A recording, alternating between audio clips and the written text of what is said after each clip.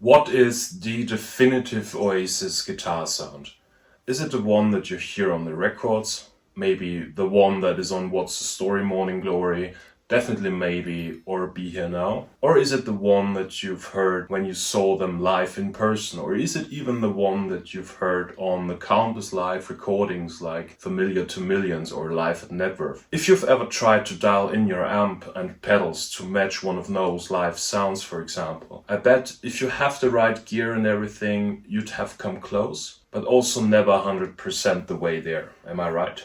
That's the one thing about being a guitarist myself that really annoys me. We're always chasing that sound that's in our heads, but we're never getting there. So for me, even though I'm pretty satisfied with my guitar sound, I'm always finding some little detail or missing 1% that used to drive me crazy. So is it even possible to recreate Oasis's guitar sound at Network, for example? Let's break it down and dive into the realms of guitar sounds. And to avoid going into a rabbit hole that I can't get out of anymore, let's focus on live guitar sounds only. There's just too much of the unknown that's going on in studios, at least for me. Let's have a look at the components that make up the guitar sound of a typical bedroom guitarist, like myself, who's chasing a particular guitar sound like Noel Gallagher's at Network. First component or variable, so to say, is of course the human and how one interacts with the guitar. Then there's a guitar, probably a cable, maybe some pedals on the floor, an amplifier, a speaker where the sound comes out until it reaches your ears. I bet that even when you have the same exact gear as Noel and Network, like a 1993 Sunburst Epiphone Sheraton Nashville USA collection model, a small plywood board with some pedals on it, as well as a Marshall full stack, you wouldn't sound 100% like Oasis at Network. You'd get close, yes, but it won't be perfect.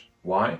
Well, first of all, you're not Noel Gallagher. No one is except for Noel himself. And second, there's a lot more variables involved than just guitar, cable, pedals, amps and speakers. Let's have a look at those variables. Well, as soon as the guitar sound exits the speaker, it usually gets picked up by a microphone. That's another huge part of the sound that often gets overlooked. Even on records, you don't hear the amplifier directly. It's always the sound the mic picks up. That's what you'll eventually end up hearing on your MP3, CD or vinyl record. The microphone then usually feeds its signal to a mixing desk at the front of house, where a sound engineer mixes it with all other signals from the band, maybe enhances it, like adding some reverb, before the signal gets amplified and pushed out of the huge PA so you, the audience, can actually hear the band.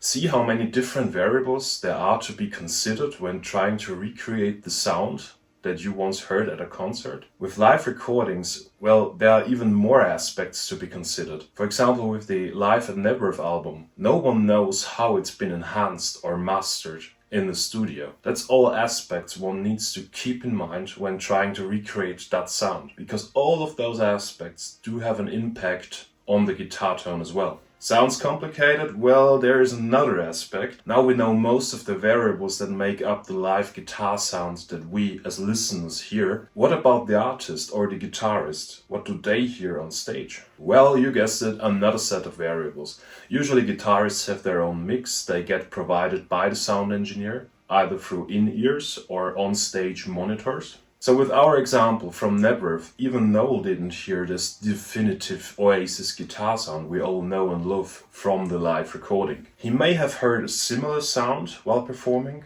but not the same.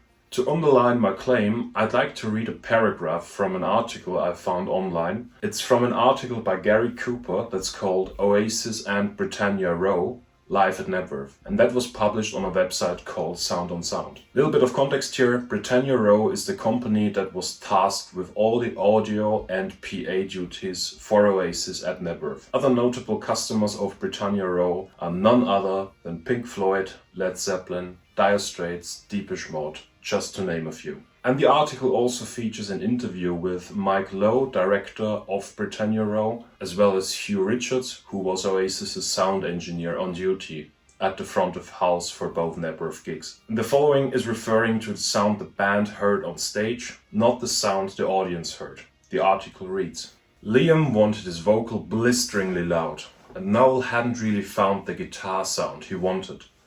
He was experimenting. I remember at Nebworth he brought loads of different amplifiers and he had a switcher box. The idea being that he could use different amplifiers for different songs, which was fine in theory, except what he did was leave them on all night. He was 9 feet behind the vocal mic, so for him to hear his vocals meant the monitors were constantly at 106 dB. I remember Hugh Richards, front of house engineer, saying that the best guitar sound he got from that gig, which was all out of phase, producing this monstrous noise, was when Noel moved his head out of the way of the vocal mic to look down at his pedals and start a guitar solo. That was the clearest guitar sound all night. It was a ludicrous amount of noise. Someone would get within 10 feet of a microphone and you could hear their breath. I'll link the article down in the description if you're interested in more details regarding Noel's live sound at Nebworth. Check it out, it's really interesting. Coming back to our guitar sound topic, not even Noel had a clear guitar sound that night. And even Noel wasn't satisfied with his on-stage guitar sound. But here's the thing, he didn't have to have a perfect guitar sound. All he needed that night to make history, musically speaking, were his soul, mind, voice, fingers, guitar, blisteringly loud amplifiers, just having it and being in the moment. No guitar sound is perfect. But does it even have to be? Here's my conclusion. There are so many different variables that make up the guitar sound you have in your head that you're constantly chasing. Too many variables. So at a certain point in your tone journey, just stop, be in the moment and enjoy the music and how it makes you feel when you play it yourself. Don't chase anything that can't be achieved 100%. As stated earlier, I'm pretty satisfied with my own guitar sound. I've always chased that 2008 and 09 Oasis live sound, as well as the sound I've heard on so many Noel Gallagher's High Flying Birds gigs. Throughout the years, I've even started to get similar gear to Noel's, like my ES355 guitar, SIB Echo drives, Strymon Timeline and similar. Or even gear Noel himself played live, like my custom Mike Hill Services board. Also, I do use a speaker and mic simulator for my amplifiers to also have a few of those variables within the equation. Does it sound exactly like Oasis? No. Does it have to sound 100% like Oasis? Of course not. But does it give me one of the best feelings in the world when playing along to Oasis tunes while feeling that massive sound underneath my fingers? That's a clear yes. So the next time you're chasing a guitar sound that you've heard live or in an album, think about all the variables involved. Get a sound that's close enough and start making music. Be in the moment. Even though I know that sometimes it's better said than done. So if you want to hear my guitar sound, check out my channel. I've made loads of Oasis and Noel Gallagher covers with new ones almost every week if I have the time. If you enjoyed this video, feel free to leave a like as well as a comment with your thoughts. I always like a good discussion and to engage with you guys. Cheers!